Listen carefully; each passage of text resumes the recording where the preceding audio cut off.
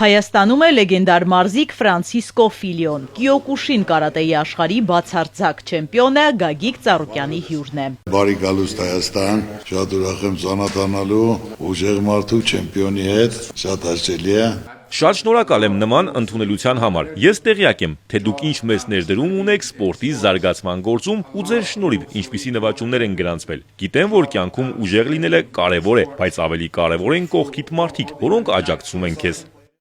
Գագիկ Ծառուկյանն ու Ֆրանցիսկո Ֆիլիոն գործակցության տարբեր ձևաչափեր են քննարկում, մարզիկների փոխայցերից մինչև միջազգային մրցաշարերի կազմակերպում։ 55-ամյա բրազիլացին այս օրերին սեմինար է անցկացնում Օլիմպիադանում, իր փորձն է փոխանցում հայ մարզիկներին։ Մեր մարզիկների համար պայմաններ ենք ստեղծել պարապելու համար, պետք է սկզբնական պայման լինի, հնարավորություն,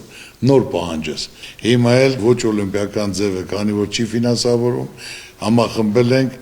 ֆինանսավորում եմ ես, որը զբաղվում է իմ տղան, որ սոցիալական ծանր պայմաններում գտնվող երեխաներ հնարավորություն են պարապելու փողոցում չմնան։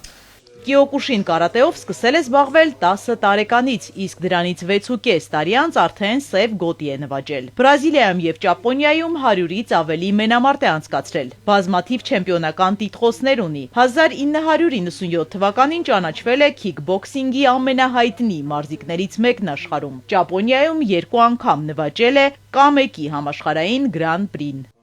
Ես եկել էի Հայաստան Օլիմպիադանում սեմինար անցկացնելու, հանդիպեցի հիանալի մի անձնավորության Գագիկ Ծառուկյանին։ Նման մարդիկ իրականում շատ են պետք, որպեսզի աջակցեն երիտասարդներին, որ սպորտը զարգանա ամբողջ աշխարհում։ Այստեղ երիտասարդներին ներկայացնելու եմ իմ ճանապարհը, որը լի է լեգենդար պատմություններով։